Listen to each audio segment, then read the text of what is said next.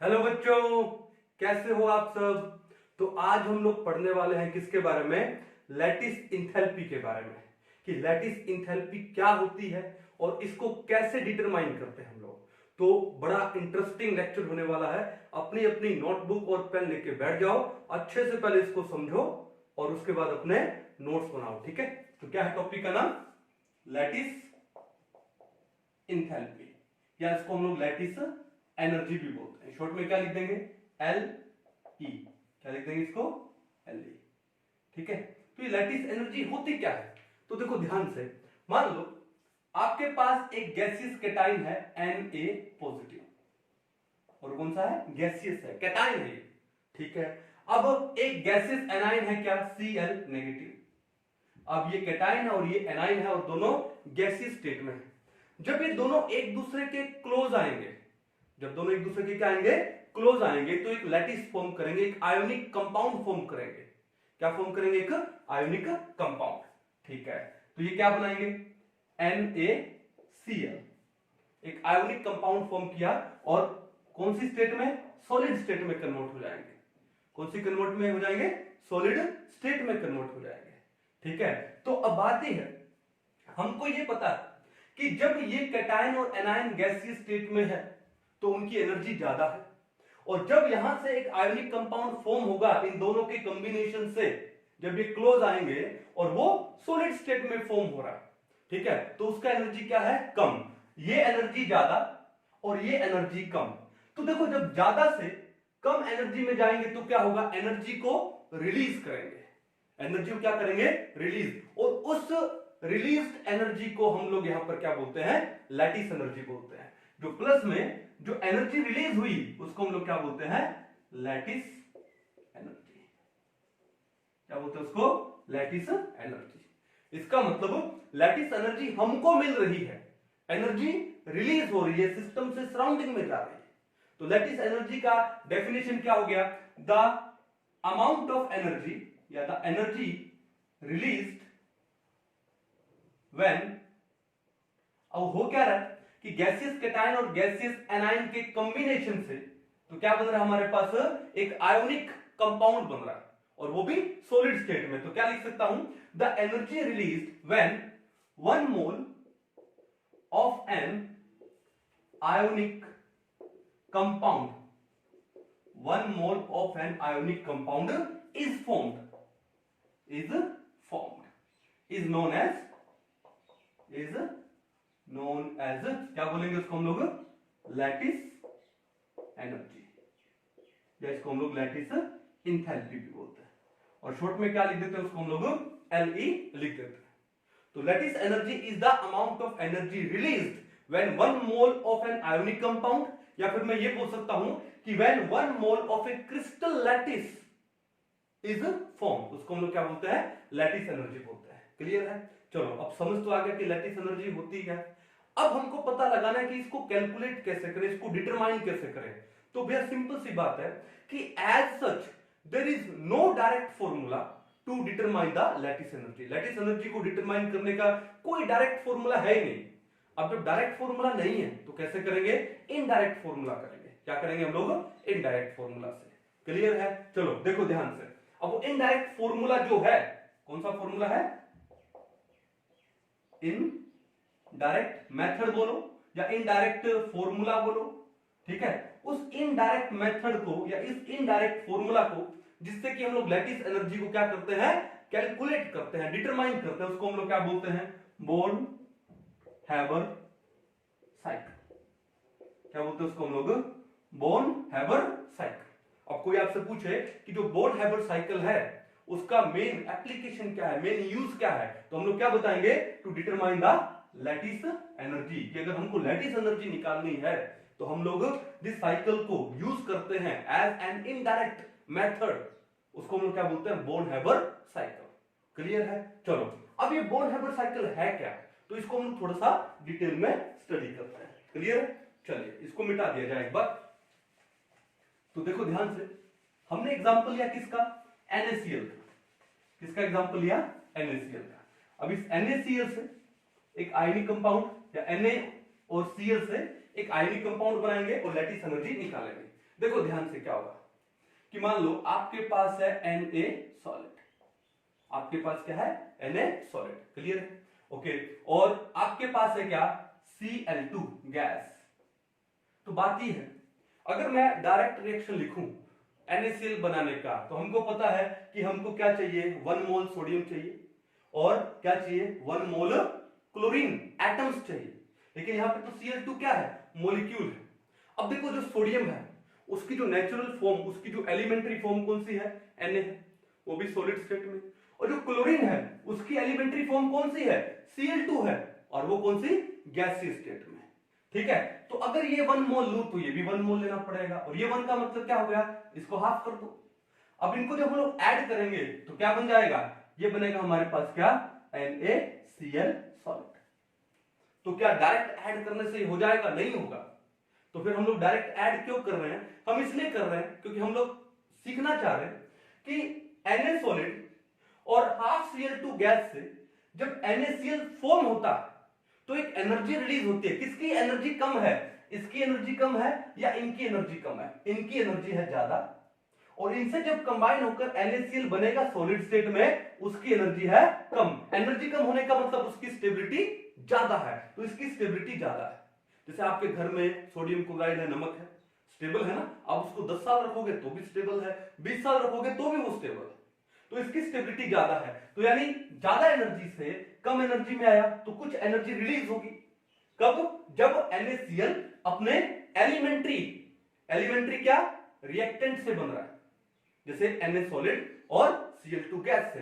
तो जब ये NaCl अपने एलिमेंट्री रिएक्टेंट से बनता है, एलिमेंट्री कॉन्स्टिट्यूएंट से बनता है, तो जो एनर्जी रिलीज होती है, जो एनर्जी रिलीज होती है उस एनर्जी को हम लोग बोलते हैं क्या, डेल्टा HF। क्या बोलते हैं, डेल्टा HF। अब ये डेल्टा HF क्या है, इसको हम लोग बोलते हैं क्या, heat of formation, enthalpy of formation. Enthalpy का मतलब क्या होता है, कंटेंट ऑफ हीट। ये जो हम लोग थर्मोडायनेमिक्स पढ़ेंगे तो सारा खेल उसी का है, ठीक है। आप हीट बोलो या उसको एनर्जी बोलो एक ही बात है, because heat is a form of energy. तो इंथैल्पी बोलूं या हीट बोलूं या एनर्जी बोलूं एक ही बात है। तो डेल्टा HF को क्या बोलते हैं हम लोग, यहां पे heat of formation, heat of formation, ठीक है। तो ये जो हीट ऑफ फॉर्मेशन है ये क्या होगा, रिलीज होगा, तभी तो हमने प्रोडक्ट में लगाया प्लस, ठीक है। अब देखो ये तो हमने कर दिया डायरेक्ट रिएक्शन, लेकिन रिएक्शन तो डायरेक्ट नहीं होगा, ठीक है, रिएक्शन होगा स्टेप बाय स्टेप। कैसे, सबसे पहले क्या करना पड़ेगा कि जो Na सॉलिड है, इस Na सॉलिड को हमको गैसीय स्टेट में लाना पड़ेगा। किस में लाना पड़ेगा, गैसीय स्टेट में। तो ले आए उसको गैसीय स्टेट में, तो ये क्या बन गया, Na गैस बन गया, ठीक है। अब जैसे ही वो गैसीय स्टेट में है और ये क्या है, आइसोलेटेड है। आइसोलेटेड का मतलब क्या होता है, सिंगल है, ठीक है, न्यूट्रल है, कोई चार्ज नहीं, आइसोलेटेड है, गैसियस एटम है। अब क्या काम करना है कि हमको इससे एक इलेक्ट्रॉन विड्रॉ करना, और एक इलेक्ट्रॉन को रिमूव करेंगे तो ये क्या बन जाएगा, Na पॉजिटिव गैस बन जाएगा। क्या बन जाएगा, ये Na पॉजिटिव गैस। क्लियर कहानी है। तो देखो ध्यान से, जब इस सॉलिड को गैस में कन्वर्ट करेंगे तो सॉलिड से गैस में कन्वर्ट होना प्रोसेस को हम लोग क्या बोलते हैं, सब्लिमेशन। क्लास 8 या 9 में पढ़ा होगा हमने कि जब एक सॉलिड है वो डायरेक्ट गैस में कन्वर्ट होता है तो उस प्रोसेस को क्या बोलते हैं, सब्लिमेशन। अब इस सॉलिड को गैस में कन्वर्ट करने के लिए हमको इसको हीट देनी पड़ेगी, और इस हीट को हम लोग क्या बोलेंगे, हीट ऑफ सब्लिमेशन। क्या बोलेंगे, हीट ऑफ सब्लिमेशन। कैसा लिखते हैं इसको हम इसको लिखते हैं डेल्टा HSUB, सब्सक्रिप्ट में लिख दिया SUB स्टैंड्स फॉर क्या, सब्लिमेशन, ठीक है। ये हीट हमको इसको देनी पड़ी, और जो हमको देनी पड़ी वो क्या हुई, पॉजिटिव हुई, वो क्या हुई, पॉजिटिव। कहानी समझ आ गई। अब जैसे ही वो गैसियस में कन्वर्ट हो गया, गैसियस स्टेट में कन्वर्ट हो गया, तो हमने लास्ट लेक्चर हमारे क्या थे, हमने आयोनाइजेशन इंथैल्पी का एक पूरा लेक्चर था, इलेक्ट्रॉन एफिनिटी का पूरा लेक्चर था, ठीक है। आई होप आपने वो लेक्चर देख लिए होंगे, और अगर नहीं देखे तो एक बार आप उनको पहले अच्छे से देखिए, उसके बाद ये कॉन्सेप्ट बड़ा इजी हो जाएगा आपके लिए, ठीक है। हमारे पास देखो क्या है, एक आइसोलेटेड गैसियस एटम है, ठीक है। उस आइसोलेटेड गैसियस एटम से हमने एक इलेक्ट्रॉन रिमूव किया, ठीक है। तो एक आइसोलेटेड गैसियस एटम से इलेक्ट्रॉन को रिमूव करने के लिए हमको इसको एनर्जी देनी पड़ेगी, and that energy is known as ionization energy, या उसको हम लोग आयोनाइजेशन इंथैल्पी भी बोलते हैं, ठीक है। तो कैसे लिखे उसको हम लोग, I ई, आयोनाइजेशन एनर्जी। एक ही इलेक्ट्रॉन विड्रॉ किया है और ये एनर्जी हमको देनी पड़ती है, the amount of energy given, तो ये क्या हो गया, प्लस हो गया। क्या हो गया, प्लस। कहानी समझ आ गई। चलो अब ये बन गया Na पॉजिटिव गैसियस स्टेट में। अब आते हैं Cl2 के ऊपर।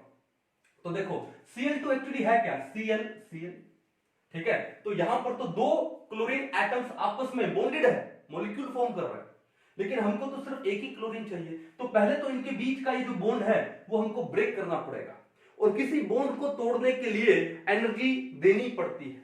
जैसे मान लो ये मार्कर है, ठीक है, और एक सिंगल लाइन मान लो बॉन्ड है। अब इस बॉन्ड को तोड़ने के लिए मेरे को एनर्जी लगानी पड़ेगी, ठीक है। तो जो एनर्जी हमको लगानी पड़ी to dissociate a bond, a particular bond, उसको हम लोग क्या बोलते हैं, बॉन्ड डिसोसिएशन एनर्जी या बॉन्ड डिसोसिएशन एंथैल्पी। समझ गए। चलो तो इसका मतलब है कि Cl2 का बॉन्ड तोड़ेंगे, Cl2 का बॉन्ड तोड़ेंगे, क्या बनाएंगे, इसको Cl बनाएंगे। तो हमको एनर्जी देनी पड़ी, and that energy is known as bond dissociation, BD, bond dissociation enthalpy. या इसको मैं शॉर्ट में क्या लिख दूं, इसको मैं लिख दूं क्या, डेल्टा HBD। BD का मतलब बॉन्ड डिसोसिएशन और डेल्टा H क्या हो गया, एंथैल्पी हो गया। क्लियर है। अब बात यह है कि ये क्या है, ये तो हाफ मोल है ना, ये हाफ मोल है, और ये बॉन्ड डिसोसिएशन एंथैल्पी किसके लिए आया, Cl2 के लिए आया, 1 मोल के लिए था। तो हाफ मोल के लिए कितना हो जाएगा, डिवाइडेड बाय में 2 हो जाएगा। सिंपल सी बात भाई, 1 मोल Cl2 के लिए बॉन्ड डिसोसिएशन एंथैल्पी क्या है, डेल्टा HBD, लेकिन हमने यूज किया हाफ मोल, तो ये एनर्जी भी हाफ हो जाएगी, ठीक है। तो ये क्या हो जाएगा, डेल्टा HBD बाय में 2, और ये एनर्जी हमको देनी पड़ी, तो ये भी क्या है, इट इज पॉजिटिव, ये भी क्या है, पॉजिटिव। तो हमारे पास एक क्लोरीन बन गया, वो भी किसमें, गैस में बन गया ना, क्लियर है। अब इस क्लोरीन में हमको एक इलेक्ट्रॉन ऐड करना, इलेक्ट्रॉन ऐड करते हैं तो क्या होता है, एफिनिटी, इलेक्ट्रॉन एफिनिटी आएगा, तो एनर्जी क्या होती है, रिलीज होती है। जब एक आइसोलेटेड गैसियस एटम में हम इलेक्ट्रॉन को ऐड करते हैं तो एनर्जी रिलीज होती है। और अगर आपने मेरा लास्ट लेक्चर इलेक्ट्रॉन एफिनिटी का देखा है तो आपको पता होगा कि पूरी पीरियोडिक टेबल में सबसे ज्यादा इलेक्ट्रॉन एफिनिटी क्लोरीन की होती है। पूरी पीरियोडिक टेबल में सबसे ज्यादा इलेक्ट्रॉन एफिनिटी क्लोरीन की होती है, और कितनी होती है, 349 किलो जूल पर मोल। वैल्यू भी याद है, फ्लोरीन की होती है 328 किलो जूल पर मोल, और क्लोरीन का कितना होता है, 349 किलो जूल पर मोल। इतनी लार्ज होती है, ठीक है। चलो अब हमको इसमें क्या करना है, एक इलेक्ट्रॉन ऐड करना है। जब इलेक्ट्रॉन ऐड करेंगे तो क्या बन जाएगा, ये बनेगा Cl नेगेटिव, ठीक है। तो ऐड करेंगे तो एनर्जी रिलीज होगा, क्योंकि ये स्टेबल हो रहा है, ठीक है। तो उस एनर्जी को हम लोग क्या बोलते हैं, इलेक्ट्रॉन एफिनिटी बोलते हैं, या फिर इसको हम लोग क्या बोलते हैं, इलेक्ट्रॉन गेन एंथैल्पी। बस साइन क्या हो जाता है, रिवर्स हो जाता है। तो हमारे पास यहां पर क्या आएगा, डेल्टा H आएगा, Eg का मतलब क्या है, इलेक्ट्रॉन गेन, और ये डेल्टा H क्या है, एंथैल्पी। ओके, अब यहां पर एनर्जी रिलीज होने वाली है, तो ये क्या हो गया, नेगेटिव हो गया। क्या हो गया, नेगेटिव। और कितनी एनर्जी रिलीज हो रही है, 349 किलो जूल पर मोल। वैल्यू याद करने की जरूरत नहीं, समझ के। चलो अब देखो क्या है कि हमने इस Na सॉलिड को बना दिया क्या, Na पॉजिटिव, और वो भी गैसियस में, गैसियस कैटायन बन गया। और ये Cl2 है, ये हमारा क्या बन गया, गैसियस एनायन बन गया।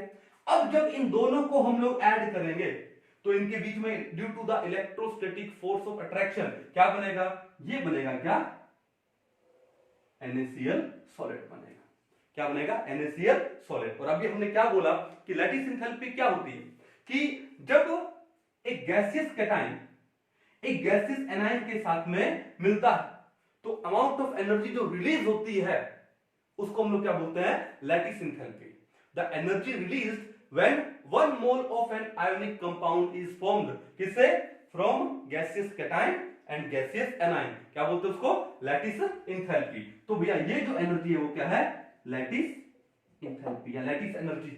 और ये एनर्जी रिलीज हो रही है, तो रिलीज होने का मतलब ये क्या हो गया, ये भी हो गया नेगेटिव हो गया। क्या हो गया, नेगेटिव। इतनी बात समझ आ गई। चलो अब इसके बाद एक चीज पढ़ते हैं। देखो जब हम लोग आने वाले चैप्टर्स में आएंगे, जैसे थर्मोडायनेमिक्स में आता है, तो थर्मोडायनेमिक्स के 2 पार्ट है केमिस्ट्री में, एक है थर्मोफिजिक्स और एक है थर्मोकेमिस्ट्री। थर्मोकेमिस्ट्री में हम लोग इंथैल्पी की बात करते हैं, एनर्जी की बात करते हैं, ठीक है। तो वहां पे थर्मोकेमिस्ट्री में एक सिंपल सा लॉ आता है, और वो लॉ कौन सा आपका, उस लॉ का नाम है क्या, हेजिस लॉ, या उसको हम लोग हेज लॉ भी बोलते हैं। अब ये हेज लॉ क्या बोलता है, ये हेज लॉ एक सिंपल सी बात बोलता है कि अगर कोई प्रोसेस है एक सिंगल स्टेप में किया जाए, ठीक है, if a process is done in a single step और in multiple step the total enthalpy remains constant. जैसे मान लो कि मेरे को ए से बनाना है डी बनाना है, मेरे को ए से क्या बनाना है, डी। अब ए से डी बनाने में जो हीट चेंज है वो मान लो डेल्टा एच, हीट चेंज कितना है, डेल्टा एच। तो ये तो सिंगल स्टेप में काम हो गया, ए से डी बना और जो हीट चेंज है, एनर्जी चेंज है वो है delta H. It's a single step process, ठीक है। चलो अब इसको या तो मैं सिंगल स्टेप में कर दूं या मल्टीपल स्टेप में कर दूं। मल्टीपल में कैसे, कि पहले मैं ए से बना दूं बी, ओके, बी से बना दूं सी और सी से बना दूं डी। अब ए से जब बी बनाऊं, मान लो जो हीट चेंज आए इस प्रोसेस में वो आ जाए डेल्टा एच वन, बी से सी बनाऊं तो हीट चेंज आ जाए क्या, डेल्टा एच टू, और सी से डी में आ जाए डेल्टा एच थ्री, ये आ जाए। तो हेज लॉ क्या बोलता है, if a process is done in a single step और in multiple step the total enthalpy remains constant, यानी सिंगल स्टेप का हीट चेंज कितना है, delta H, it is equal to the sum of the heat changes of these multiple steps, ठीक है ना। यानी delta H किसके इक्वल हो जाएगा, डेल्टा एच वन प्लस में डेल्टा एच टू प्लस में डेल्टा एच थ्री।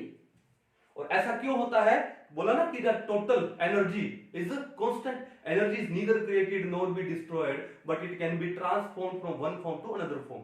जब एनर्जी को क्रिएट और डिस्ट्रॉय कर नहीं सकते तो एक स्टेप में जो प्रोसेस होने वाला है उसमें जो हीट चेंज आएगा वो किसके इक्वल होगा, जब आप उसको मल्टीपल स्टेप में करोगे उनके सम के इक्वल आएगा। डिफरेंस तो आएगा नहीं ना कोई, क्योंकि हीट को आप तो प्रोड्यूस तो कर ही नहीं सकते हो। समझ आएगी कहानी। चलो तो हेज लॉ बोलता है ये। अब यहां पर इस पूरे प्रोसेस में भी हम लोग हेज लॉ लगा सकते हैं। देखो हमने क्या काम किया, हमने सिंगल स्टेप में NaCl बनाया, ठीक है, इसके एलिमेंट्री कॉन्स्टिट्यूएंट्स से। तो वहां पर जो हीट आई, कौन सी आई, heat of formation delta HF, तो ये तो सिंगल स्टेप की हो गई। और ये हो गए आपके मल्टीपल स्टेप, यानी पहले Na सॉलिड से Na गैस बनाया यानी डेल्टा H सब्लिमेशन, फिर Na गैस से Na पॉजिटिव गैस बना, इलेक्ट्रॉन को रिमूव किया, आयोनाइजेशन एनर्जी, फिर Cl2 से पहले बॉन्ड को डिसोशिएट किया हाफ मोल का, तो डेल्टा HBD/2, फिर उससे Cl गैस बना, उससे बना Cl नेगेटिव गैस, उसमें इलेक्ट्रॉन ऐड किया, ठीक है, तो क्या है delta Heg, electron gain enthalpy जो कि नेगेटिव है, ठीक है। उसके बाद जब ये बन गए तो उसके बाद क्या होगा कि लैटिस एनर्जी रिलीज हुई, क्या बना, NaCl बना। यानी प्रोसेस को हमने किया सिंगल स्टेप में ये, तो हीट आई आपकी डेल्टा HF, तो हीट क्या आई आपकी डेल्टा HF, ठीक है। और हमने ये किया मल्टीपल स्टेप में, तो मल्टीपल स्टेप की जितने भी हीट्स हैं उन सबको क्या कर दो, ऐड कर दो, और किसके इक्वल कर दो, डेल्टा HF के इक्वल कर दो। करते हैं तो सबसे पहले किसको लिखेंगे कि डेल्टा H सब्लिमेशन, फिर प्लस में क्या लिखेंगे, आयोनाइजेशन एनर्जी, क्या लिखेंगे, आयोनाइजेशन एनर्जी। अब देखो ये हीट हमको देनी पड़ रही है सब्लाइम करने के लिए, सॉलिड से गैस बनाना है तो हमको उसको सब्लाइम करना पड़ेगा, तो हीट हमने दी तो हमने लिखा प्लस। फिर एक आइसोलेटेड गैसियस एटम से इलेक्ट्रॉन रिमूव करना है, आयोनाइजेशन एनर्जी, वो भी हमको क्या करनी पड़ती है, देनी पड़ती है, द एनर्जी गिवन, तो वो भी क्या हो गई, प्लस हो गई।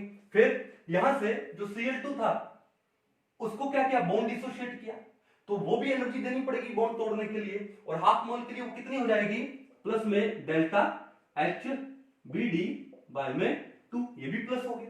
फिर उसके बाद जैसे वो Cl गैस बना हमने उसमें इलेक्ट्रॉन ऐड किया, और जब इलेक्ट्रॉन ऐड करते हैं तो इलेक्ट्रॉन एफिनिटी होती है, ठीक है, तो एनर्जी रिलीज होती है। अब एनर्जी जो रिलीज हुई वो कौन सी हुई, delta Heg, electron gain therapy, वो नेगेटिव है, तो हम लोग यहां पर साइन क्या लगा देंगे, नेगेटिव लगा देंगे।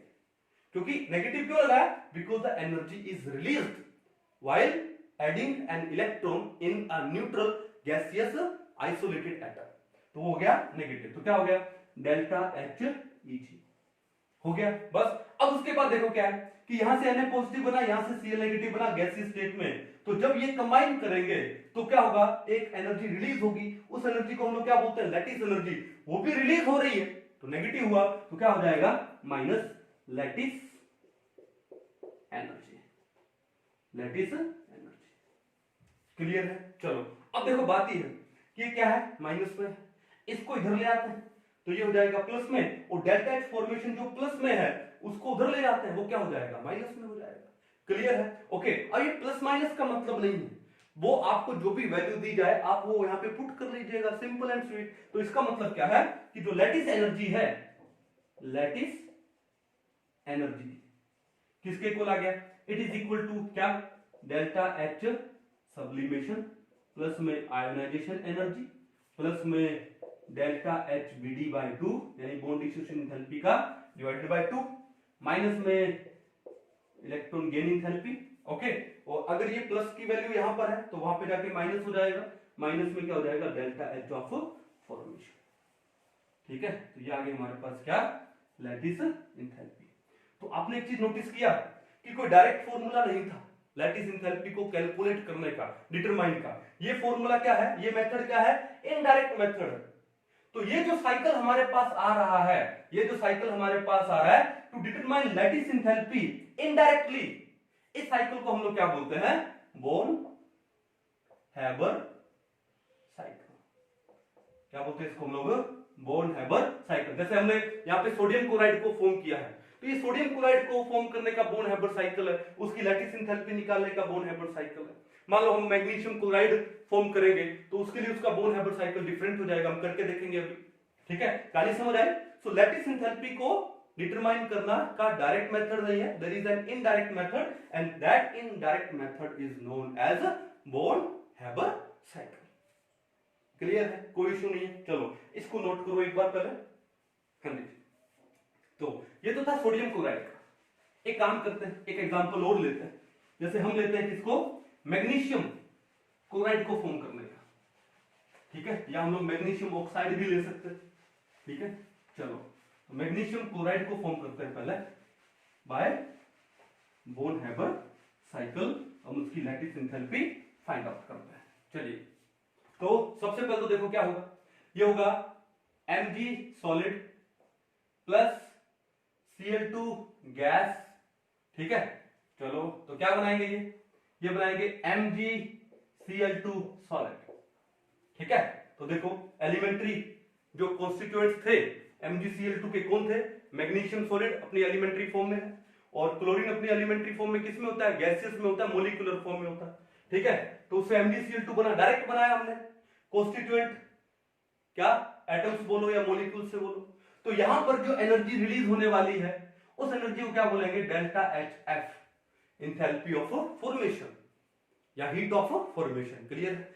अब ये तो डायरेक्ट हुआ वन स्टेप में, अब इसको करते हैं मल्टीपल स्टेप में। कैसे, पहले जो Mg सॉलिड है, पहले बताओ MgCl2 में मैग्नीशियम का ऑक्सीडेशन स्टेट कितना है, +2 है, और क्लोरीन का कितना है, एक क्लोरीन का -1 है, यानी मैग्नीशियम से आपको 2 इलेक्ट्रॉन रिमूव करना है। क्लियर है? तो देखो ध्यान से, पहले ही सॉलिड है तो इसको कहां पे लेके जाओगे, गैसियस स्टेट में लेके जाओगे, क्योंकि सॉलिड स्टेट से आप इलेक्ट्रॉन रिमूव नहीं कर सकते हो। आपको पहले उसको कहां ले जाना पड़ेगा, एक्साइटेड स्टेट में, वो भी गैसियस में, एक्साइटेड गैसियस स्टेट में ले जाना पड़ेगा। तो गैसियस में ले गए, तो गैसियस में ले जाने का मतलब क्या है, पहले उसको सब्लाइम करो, तो हीट हमको देनी पड़ेगी, और इस हीट को हम लोग क्या बोलेंगे, डेल्टा एच सब्लिमेशन, और ये हमको देनी पड़ी तो ये क्या हुआ, प्लस हुआ। फिर Mg पे चार्ज कितना है, +2, यानी आपको 2 इलेक्ट्रॉन रिमूव करने हैं। जैसे सोडियम क्लोराइड में सोडियम से हमने एक ही इलेक्ट्रॉन रिमूव करना था, but here we have to remove 2 electrons. तो कैसे करेंगे, पहले एक इलेक्ट्रॉन रिमूव करो तो बनेगा क्या, Mg प्लस गैस। ओके, तो हमको क्या देनी पड़ी, आयोनाइजेशन एनर्जी। ठीक है, ओके, वो भी कौन सी, 1, फर्स्ट आयोनाइजेशन एंथैल्पी। फिर दूसरा इलेक्ट्रॉन रिमूव करेंगे तो क्या बनेगा, Mg2 प्लस गैस, ये कौन सा हो जाएगा, IE2, second ionization enthalpy, means successive ionization enthalpies लगने वाली है। ओके, और हमने क्या पढ़ा था सक्सेसिव आयोनाइजेशन एंथैल्पी में, that IE1 is less than IE2 which is less than IE3 and so। ठीक है, चलो अब बात ही है, आगे चलें। ये तो बन गया Mg2 पॉजिटिव गैसियस बन गया। फिर Cl2 का लेके आते हैं। अब यहाँ पे हाफ मोल नहीं है, यहाँ पे 1 मोल Cl2 है, तो फिर क्या काम करेंगे इससे हमको बनाना क्या, 2 Cl गैस, 2 मोल क्लोरीन एटम्स बनाने। ठीक है, तो क्या होगा, यहाँ पे बॉन्ड को तोड़ना पड़ा, Cl और Cl के बॉन्ड को तोड़ना पड़ा, तभी तो 2 क्लोरीन एटम्स बने। तो बॉन्ड तोड़ने के लिए जो एनर्जी लगी इसको हम लोग क्या बोलते हैं, delta HBD, bond dissociation energy. और हमने 1 मोल क्लोरीन का बॉन्ड तोड़ा है, ठीक है, हाफ मोल का नहीं तोड़ा कि मैं डिवाइडेड बाय 2 कर दूं, और ये हमको ये भी एनर्जी क्या देनी पड़ी, प्लस हो गया साइन। फिर उसके बाद क्या हुआ कि क्लोरीन है, अब क्लोरीन में एक इलेक्ट्रॉन ऐड करोगे तो क्या बनेगा, Cl नेगेटिव बनेगा, क्या बनेगा, Cl नेगेटिव। लेकिन आपके पास कितने क्लोरीन है, यहां पे 2, तो जब एक इलेक्ट्रॉन ऐड करोगे गैसीय में तो क्या इलेक्ट्रॉन एफिनिटी यानी electron gain enthalpy delta Heg, और ये फर्स्ट इलेक्ट्रॉन गेन इंथैल्पी है, और क्लोरीन की electron gain enthalpy first periodic table में सबसे ज्यादा होती है, कितनी, 349 किलोजूल पर मोल, तो ये नेगेटिव होगा, एनर्जी रिलीज होगी, ठीक है। लेकिन 2 मोल है, तो 2 मोल है तो आप क्या लिखोगे, आप लिखोगे क्या, 2 इंटू में डेल्टा Heg,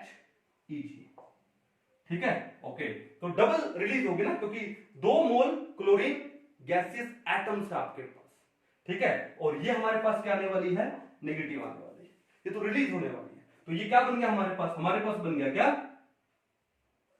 हमारे पास बन गया 2Cl नेगेटिव गैसियस एटम्स, समझ आ गई बात। चलो अब उसके बाद क्या हुआ कि आपके पास बन गया Mg2 पॉजिटिव गैसियस और 2 Cl नेगेटिव गैसियस है, ठीक है, जब ये दोनों ऐड होंगे, ये तीनों ऐड होंगे तो क्या बनाएंगे, ये बनाएंगे क्या, MgCl2, और जब ये MgCl2 बनाएंगे, भाई देखो गैसियस कैटायन है और gaseous anion, when they come close together तो क्या होगा, एनर्जी रिलीज होगी, और उस एनर्जी को हम लोग क्या बोलते हैं, लैटिस एनर्जी, और ये एनर्जी रिलीज हो रही है तो साइन किसका आ गया, नेगेटिव आ गया, क्लियर है। अब चलते हैं किसके अकॉर्डिंग, हेल्स लॉ के अकॉर्डिंग, अकॉर्डिंग टू हेल्स लॉ क्या बोलता है कि whether a process is done in a single step or in multiple step, the total enthalpy, the total energy remains constant। इसका मतलब ये सिंगल स्टेप की रिएक्शन है, उसकी एनर्जी कितनी है, डेल्टा HF, और ये मल्टीपल स्टेप की है, इनको ऐड कर दो, ऐड करेंगे तो सबसे पहले क्या आएगा, डेल्टा H सब्लिमेशन, और ये प्लस हमको देनी पड़ी है तो भी मैंने इसलिए प्लस लिखा। फिर उसके बाद प्लस में क्या लिखोगे, IE1 प्लस में IE2, ये दोनों ही एनर्जी हमको देनी पड़ रही है, यहां पर इलेक्ट्रॉन को रिमूव करना है तो IE2 ज्यादा है IE1 से, तो दोनों ही देनी पड़ रही है, तो प्लस में लिख दो, प्लस में IE1 प्लस में IE2 सक्सेसिव आयोनाइजेशन इंथैल्पीज, ठीक है, हो गया। उसके बाद देखो क्या है, Cl2 गैस है, ठीक है, उससे मॉलिक्यूल से हमको एटम बनाना था, तो एटम बनाने के लिए क्या करना पड़ा, बॉन्ड तोड़ना पड़ा, तो बॉन्ड डिसोसिएशन एंथैल्पी, तो प्लस में हो जाएगा डेल्टा HBD, ठीक है। उसके बाद ये क्या है, इलेक्ट्रॉन एफिनिटी, इलेक्ट्रॉन ऐड कर रहे हो तो एनर्जी रिलीज होने वाली है, इसको इलेक्ट्रॉन गेन एंथैल्पी भी बोलते हैं, और ये रिलीज होगी तो माइनस में है, तो क्या लिखोगे, -2 इंटू डेल्टा Heg, ठीक है। चलो उसके बाद जब ये कंबाइन होंगे तो लैटिस एनर्जी रिलीज होगी तो माइनस साइन है, तो माइनस का क्या हो गया, लैटिस एनर्जी, क्लियर है। अब आपको क्या फाइंड आउट करना है, आपको लैटिस एनर्जी फाइंड आउट करना, ठीक है, ओके, माइनस में है तो इसको इधर ले जाओ तो प्लस में हो जाएगा, तो लैटिस एनर्जी किसके इक्वल आ जाएगा, ये आ जाएगा क्या, डेल्टा H सब्लिमेशन प्लस में IE1 प्लस में IE2 प्लस में delta H bond dissociation enthalpy, minus में 2 इंटू डेल्टा HEG, ओके, और ये प्लस है तो इस साइड में जाके ये माइनस हो जाएगा, डेल्टा HF, ठीक है। तो ये कौन सा मेथड हो गया, इनडायरेक्ट मेथड हो गया to find the lattice enthalpy, क्या बोलते हैं इस साइकिल को, बोन हैबर साइकिल, ठीक है, बड़ा इंपॉर्टेंट है ये, ओके, समझने के लिए। चलो अब बात हो गई कि लैटिस एंथैल्पी निकल गई आपकी, अब यहां पर क्या होगा कि बहुत सारी एनर्जीज आपको दे रखी है, इन सारी एनर्जीज में क्या होगा कि मान लो लैटिस एनर्जी दिया नहीं हुआ और बाकी सबकी वैल्यूज दे देगा आपको, तो वैल्यूज पुट कर दो, फॉर्मूला में डाल दो, आपका आंसर आ जाएगा। या कई बार ऐसा हो सकता है कि लैटिस एनर्जी दे दी जाए और इनमें से कोई एक एनर्जी, जैसे मान लो कि आपको ये बॉन्ड डिसोसिएशन एंथैल्पी नहीं दिया, बाकी सब दे दिया, तो फॉर्मूला में पुट करो, वैल्यू निकालो, सिंपल, क्लियर है, कोई दिक्कत नहीं है ना। चलो अब ये तो हो गया bone Haber cycle, lattice enthalpy हमने फाइंड आउट कर ली, पहले हमने पढ़ा लैटिस एंथैल्पी होती क्या है, फिर हमने पढ़ा कि लैटिस एंथैल्पी फाइंड आउट कैसे करता है, फिर अब हम लोग पढ़ने वाले हैं कि लैटिस एंथैल्पी कौन कौन से फैक्टर पे डिपेंड करती है, ठीक है। तो इसको एक बार नोट करो पहले, हाँ जी, तो अभी क्या पढ़ने वाले हैं, factors affecting lattice enthalpy. Lattice enthalpy है वो कौन कौन से फैक्टर पे डिपेंड करते हैं, ये पढ़ने वाले। चलिए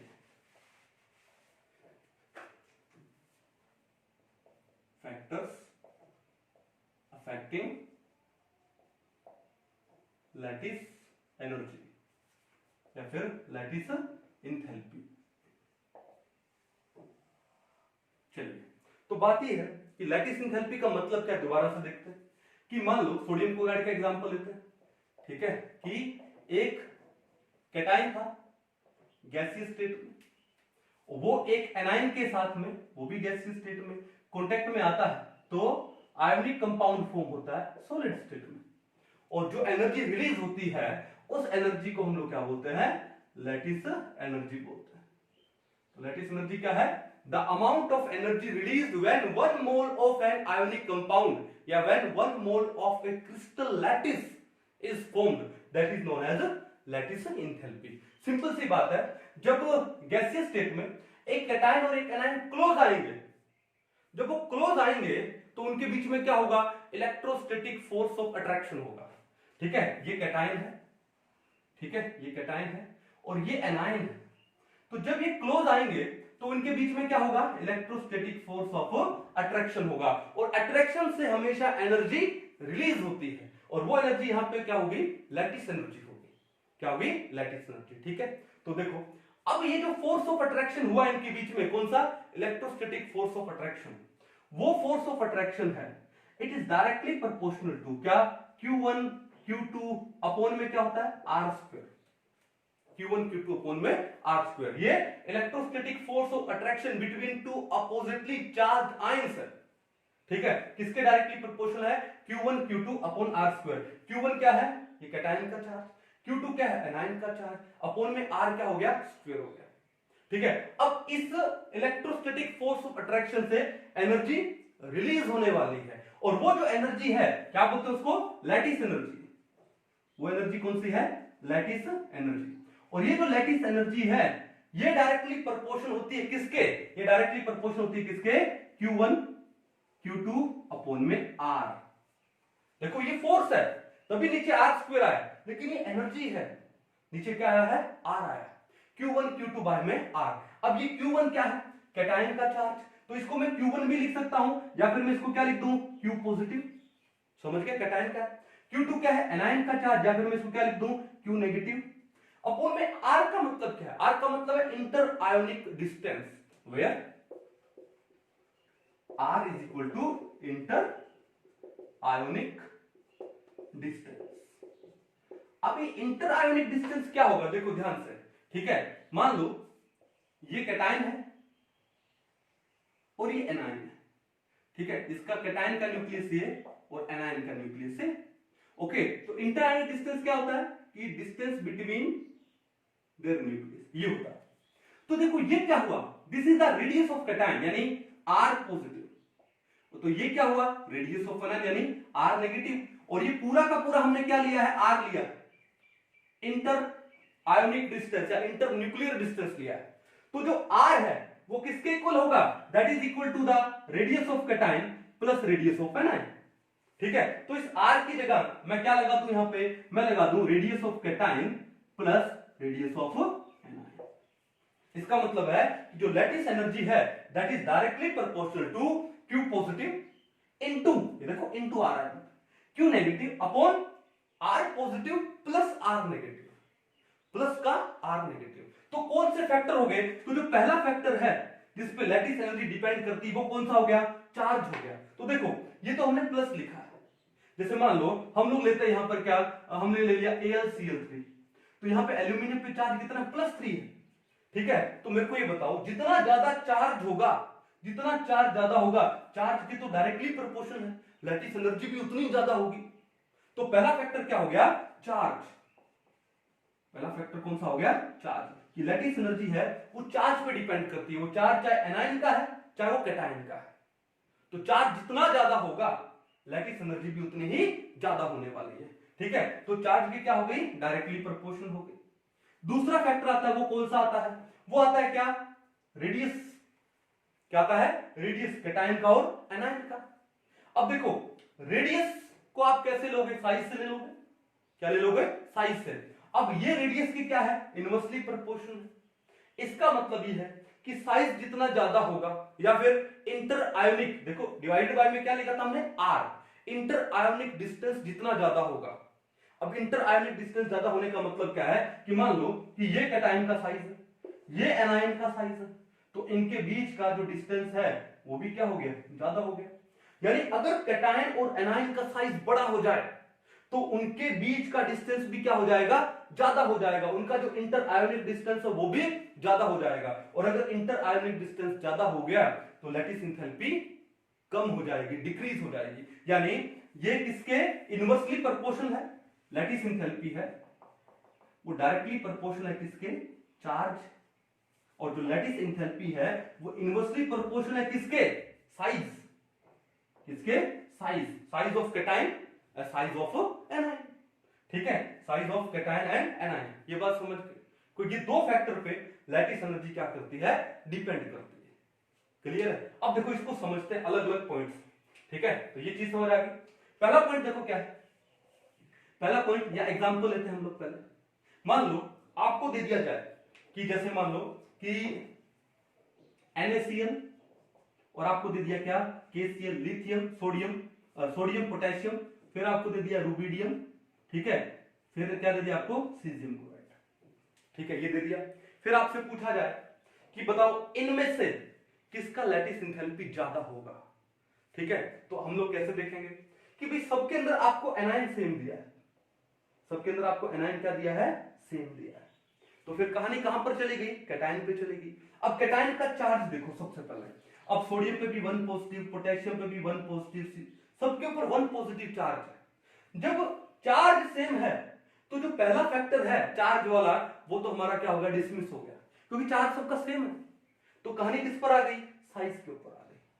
कहानी किसके ऊपर आ गई? साइज पे। अब हमको पता है कि पीरियोडिक टेबल में, ठीक है, जब हम लोग टॉप से बॉटम जाते हैं अलोंग ए ग्रुप तो नंबर ऑफ शेल इंक्रीज होता है, यानी साइज इंक्रीज होता है। तो भैया किसका साइज ज्यादा है?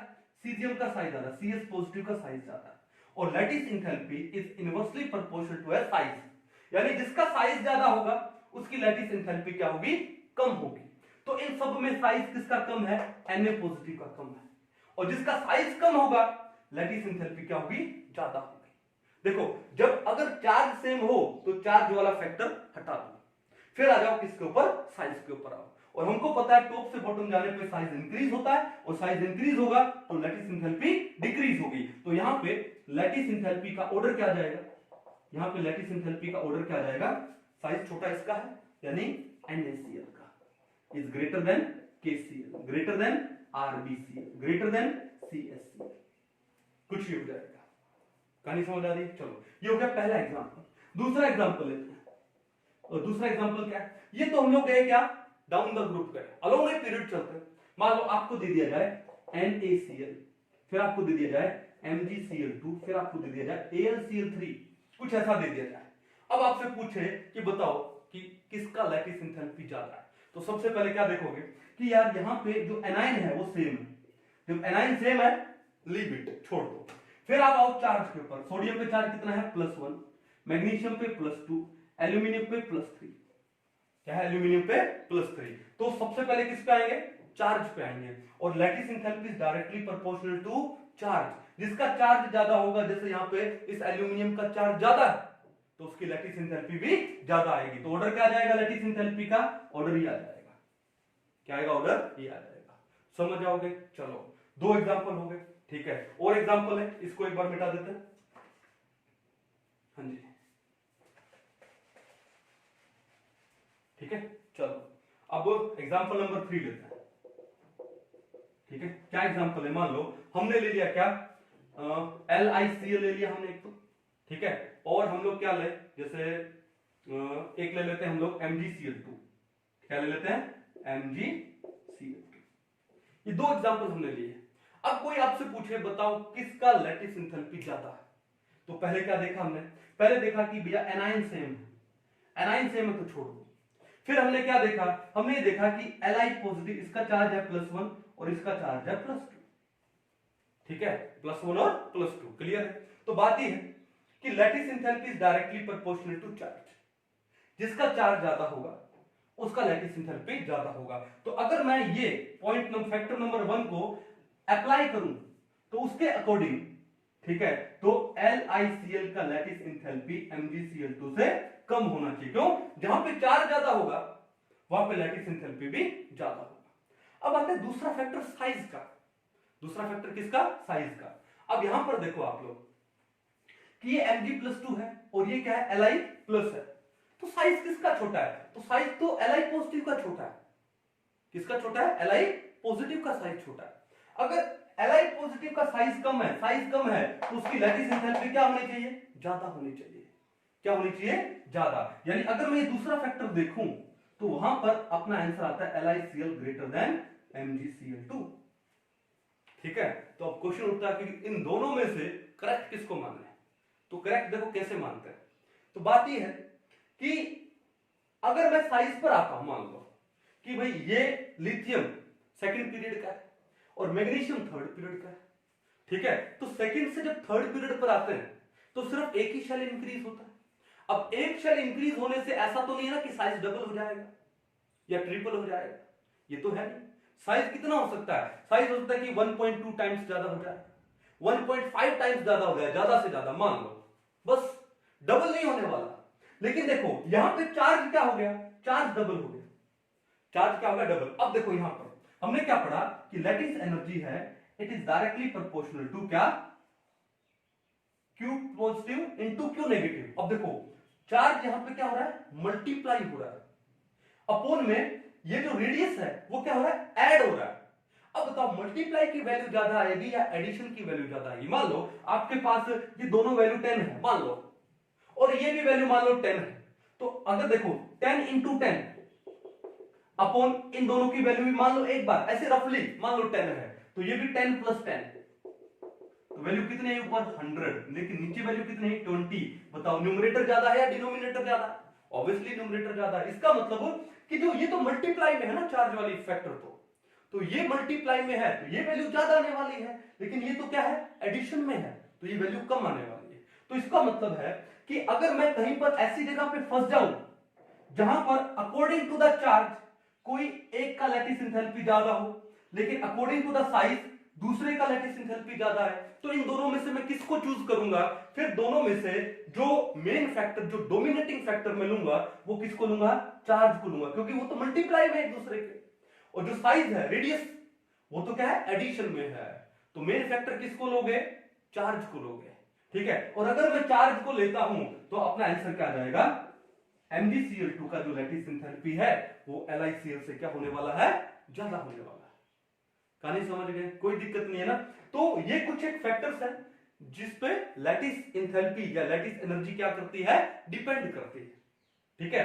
तो आई होप आज का ये topic Born Haber cycle to find the lattice enthalpy indirectly and the factors on which lattice enthalpy lattice energy depends आपको समझ आया होगा, ठीक है। और ये आगे आने वाले बहुत सारे क्वेश्चंस को सोल्व करने में बड़ा हेल्पफुल रहेगा, ठीक है। तो मिलते हैं नेक्स्ट लेक्चर में, तब तक के लिए थैंक यू।